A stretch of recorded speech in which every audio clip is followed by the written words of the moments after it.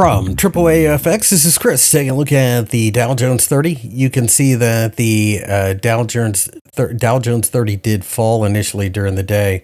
It got kind of ugly on Wall Street for a minute, and then we got this massive recovery. On the daily chart, we are still overbought. One technical possibility that you have to pay attention to is whether or not this ends up being a bit of a hanging man. We break down below it, technically it is. And you could make that argument. I mean, after all, we are definitely stretched at this point.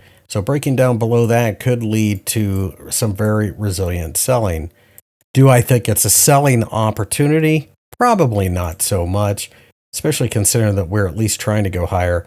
But when you look at the weekly chart, we're banging right up against pretty significant resistance. So I do like the idea of buying dips.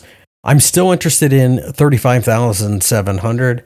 In the meantime, expect a lot of noise. You know, today was a perfect example of that. The NASDAQ was insane. And then, of course, gold was out of control. So I think this all kind of leads to a wait and see type of attitude.